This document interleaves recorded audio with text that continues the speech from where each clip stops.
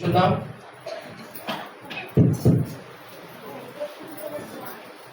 దేవునికి స్తోత్రం. Hallelujah hallelujah. Happy happy Christmas. Happy happy Christmas. రక్షకుడైన యేసు పుట్టిన ఈ శుభవేళ మనందరి జీవితాల్లో దేవుడు గొప్ప కార్యాలు చేసి దీవించును గాక. ఆమేన్. హల్లెలూయా హల్లెలూయా. ఒక 15 లేదా 20 నిమిషాలే మనం దేవుని వాక్యాన్ని ధ్యానిస్తాం. మీరు శ్రద్ధగా వినండి. ఇది మనందరికీ ఆశీర్వాదకరం. మన కొరకు ఎవరు పుట్టారు?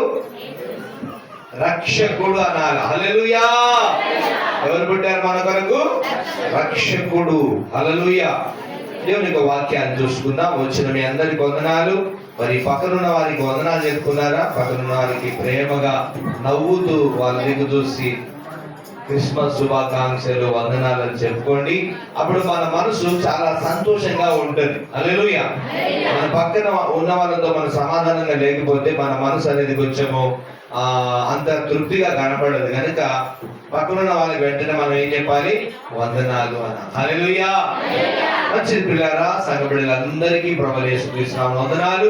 ప్రభు నాకు ఇచ్చిన సమయంలో 15-20 నిమిషాలు, అంతకంటే ఎక్కువ ఉండదు. దేవుని యొక్క వాక్యాన్ని చక్కగా మనం ధ్యానం చేద్దాం. మన కొరకు ఎవరు పుట్టారు?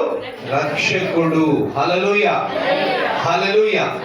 మొట్టమొదటిగా రక్షకుడు అంటే ఏంటిదంటే శిక్షను తప్పించిన వాడు అని అర్థం. వినాలా? అందరూ వింటున్నారు ఇక్కడ? రక్షకుడు అంటే అర్థం ఏంటిది? శిక్షను తప్పించిన వాడు, తప్పించేవాడు, మనలను రక్షించిన రక్షకుడు. చక్కగా దేవుని వాక్యం చూసుకున్నాం. అందరూ సంతోషంగా ఉన్నారా? ఎన్ని నిమిషాలు అన్నా నేను? 15-20 నిమిషాలు. అందరికి మించి ఉండదు కాదు. చాలా విలువైన వాక్యం మనకు పరిశుద్ధాత్మ దేవుడు అనుగ్రహిస్తారు కాబట్టి చాలా జాగ్రత్తగా చదవగలిగే వారు ఒకరు శ్రద్ధగా చదవండి. 25వ కీర్తన 5వ వచనాన్ని ధ్యానం చేసుకుందాం. దయచేసి చదివి సాయించండి త్వరగా. 25వ కీర్తన 5వ వచనం. నన్ను నీ సత్యమును అనుసరింపజేసి నాకు ఉపదేశము చేయుము. నీవే నా రక్షణకర్తవైన దేవుడవు. దినమెల్లా నీ కొరకు కనిపెట్టుచున్నాను. యెహోవా, నీ కరుణాతిశయములను జ్ఞాపకము చేసుకొనుము. నీ కృపాతిశయములను జ్ఞాపకము చేసుకొనుము. అవి పూర్వము నుండి ఉన్నవే కదా. ప్రార్థన చేసుకుందాం. మహాపరిశుద్ధుడా, ప్రేమ కనికరం కలిగిన తండ్రి, దయగల యేసుదేవా, మా మీద దయ చూపి కనికరించి కటాక్షించి మమ్మలను క్షమించి మన్నించి రక్షించి మాకిచ్చిన శాశ్వత జీవముకై కృతజ్ఞతాస్తుతులు చెల్లిస్తున్నాం. ఈవేళ ప్రభా సంఘముగా బిడ్డలు మీ యొక్క రక్షణ ఆనందము ప్రభా వారి హృదయాల్లో పొందుకొని నాయన బిడ్డలు మందిరానికి వచ్చిన అందరి హృదయాలను మీరు నింపి పంపండి ప్రభువా. రక్షణ ఆనందము చేత తండ్రి ప్రతి హృదయాన్ని మీరు ఆశీర్వదించి దీవించమని, వారి కుటుంబాలలో ఇది మొదలుకొని రక్షణ ఆనంద సునాదములు వినిపించే కృప ఈ సమయంలో తోడుగా ఉంచి నీ దాసుని నన్ను జ్ఞాపకం చేసుకొని వాక్యము బోధిస్తుండగా శిలువ చాట మరుగుపరిచి మీ స్వరము వినిపించుకొనమని యేసుక్రీస్తు నామమున ప్రార్థించి వేడుకుంటున్నాను పరమ తండ్రి. ఆమేన్ ఆమేన్. మరొకసారి చదువుదాం. 25వ అధ్యాయం 5వ వచనం. నన్ను నీ సత్యమును అనుసరింపజేసి. వింటున్నారా అందరూ? చేతండి. వింటున్నవారు, వాక్యం వింటున్నవారు. నన్ను నీ సత్యం అనుసరింపజేసి నాకు ఉపదేశము చేయుము. నాకు ఉపదేశము చేయుము. నీవే నా రక్షణకర్తవైన దేవుడవు. నీవే నా రక్షణకర్తవైన దేవుడు. పిల్లరా, ఈ వ్యక్తి ఒక రాజు. ఎవరండి ఈ వ్యక్తి?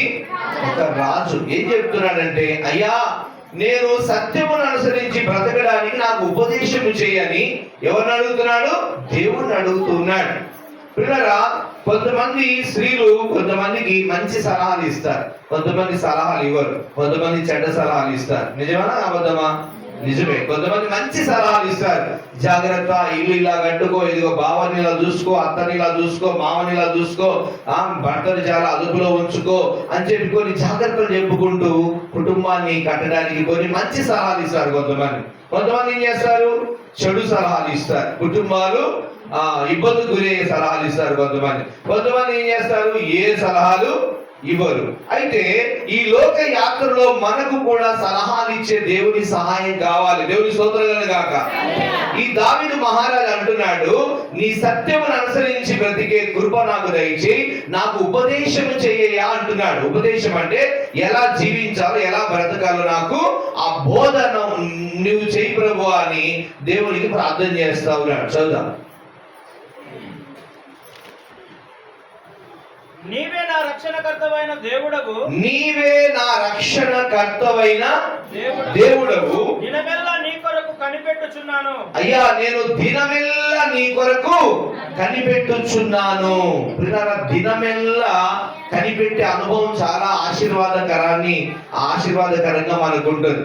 చాలా మంది ఏదో ఉదయం, మధ్యాహ్నం, సాయంత్రం 3 పూటలు ప్రార్థన చేస్తారు. కానీ రాజు ఈయనెవరు? దావీదు మహారాజు ఏం చేస్తున్నాడు? దినమెల్లా ఆయన కొరకు ఎదురు చూస్తున్నాడంట. ఇంకా ఏమంటున్నాడు? నా రక్షణకర్తవైన దేవుడవు నీవే. నా రక్షణకర్తవైన దేవుడవు. కర్త అంటే ప్రారంభించేవాడు, అక్కడి నుంచే ఆరంభం అవుతుంది అని అర్థం. హల్లెలూయా. మన యేసు యొక్క విలువలు గుర్తు చేస్తారు. ఒకసారి గుర్తు పెట్టుకోండి. సృష్టికర్త అని అన్నారు ఒకసారి, రక్షణకర్త, విశ్వాసములకు కర్త, ఆదరణకర్త, నిరీక్షణకర్త. హల్లెలూయా. అన్ని ఆయన దగ్గర నుంచి ఆయనే అల్ఫా ఓమేగా అయి ఉన్న దేవుడు. దేవుని స్తోత్రం గాక.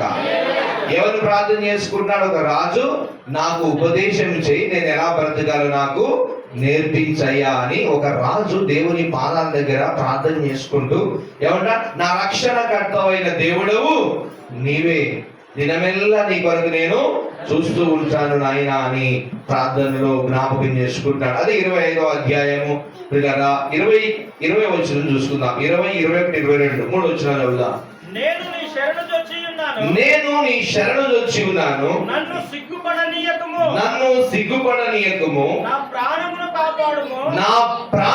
కాపాడుము, నన్ను రక్షింపుము. పిల్లల ఏమంటున్నాడు? నా ప్రాణమును కాపాడుము. ఎప్పుడైనా ప్రార్థన చేసేటప్పుడు మీరు ప్రాణం కాపాడబడడం ఎక్కడ కనబడుతుంది? హాస్పిటల్లో మరణ పడకలో ఉన్నప్పుడు, అయ్యా ఎట్లనైనా అతని ప్రాణము కాపాడితే బాగుంటది, ఆ డాక్టర్ వైద్యం చేసి బయటేస్తే బాగుంటది అని అంటా ఉంటా. కానీ దావీదుకి ఎలాంటి అనారోగ్యాలు లేవు. కానీ ఏమంటున్నాడు? నా ప్రాణమును కాపాడము. ప్రియా దేవుని జనాంగమా, శ్రద్ధగా ఈ క్రిస్మస్ వేడుక సందర్భంగా ఆయన ఇచ్చిన రక్షణను మీరు శ్రద్ధగా ధ్యానం చేస్తే మీ ప్రాణాత్మ శరీరాలు దేవుని శక్తిలో ఆనందిస్తాయి. హల్లెలూయా. ఏమంటున్నాడు? నా ప్రాణాన్ని కాపాడు. చదువుదాం. నన్ను రక్షింపుము అని ప్రార్థన చేసుకుంటున్నాడు. ఒక మహారాజుకి రక్షించుము అని ఆలోచన వస్తుందా? ఈరోజు లోకంలో ఎంతో మంది ధనవంతులు ఉంటారు. ఆ ధనవంతులకు ఎక్కడ కూడా రక్షించు, కాపాడు, కృప చూపు అనే మాటలు వారి నోట రావు. ఎందుకు రావంటే వారికి ధనమే సర్వం అనుకుంటారు.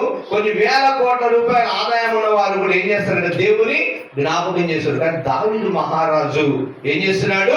నన్ను రక్షింపుము. హల్లెలూయా. దావీదుకి అర్థమైపోయింది రక్షణ అంటే. అందుకే దావీదు పట్టణమందు నేడు రక్షకుడు. ఆయన పట్టణంలోనే పుట్టాడు యేసు ప్రభువు. దేవుని స్తోత్రం కలుగుగాక. హల్లెలూయా. చదువుదాం. నీ కొరకు నేను కనిపెట్టుచున్నాను, యథార్థతయు నిర్దోషత్వమును నన్ను సంరక్షించును గాక. హల్లెలూయా. దేవా, వారి బాధలన్నిటిలో నుండి ఇశ్రాయేలీయులను విమోచింపుము.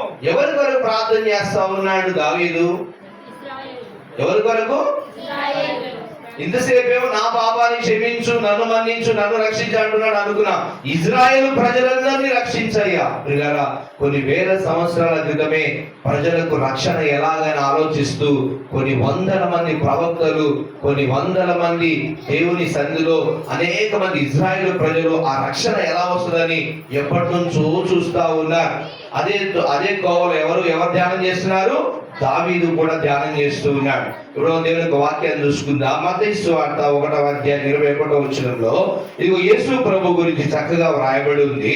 ఆయన ఎందుకు పుట్టాడు? ఎంతమందికి ఈరోజు సంతోషంగా ఉంది? ఆయన ఎందుకు పుట్టాడు తెలుసా? మనలను రక్షించడానికి. హల్లెలూయా. మనల్ని ఏం చేయడానికి? రక్షించడానికి. చూడండి ఒకసారి మత్తయి 1:21. ఆమె ఒక కుమారుని దూత వచ్చి చెప్తూ ఉన్నాడు, ఆమె ఒక కుమారుని కన్ను, తన ప్రజలను వారి పాపముల నుండి ఆయనే రక్షించును కనుక ఆయనకు యేసు అను పేరు పెట్టుదు అనేను. హల్లెలూయా. ప్రియరా, దేవుడు తన కృప వేల సంవత్సరాల క్రితమే ఆయన ఒక ప్రణాళిక కలిగి ఉన్నాడు. ఇంట్లో ఉన్నటువంటి ఇంటి యజమానుడు ఒక ఆలోచన కలిగి ఉంటాడు. అవునా కదా? పిల్లలకి ఏమైనా ఆలోచన వస్తాయా? రావు. ఇంటి యజమానుడికి, ఇంటి యజమానురాలికి పిల్లల భవిష్యత్తు గురించి ఆలోచనలు వస్తూ ఉంటాయి. మరి మనలను సృష్టించిన దేవుడు కూడా మనం రక్షించడానికి ఆయన గొప్ప ఆలోచన కలిగి ఉన్నాడు. హల్లెలూయా. ఆయన చాలా గొప్ప ఆలోచన మన మీద కలిగి ఉండి ఒక కాలంలో ఆయన తన ప్రియ కుమారుడు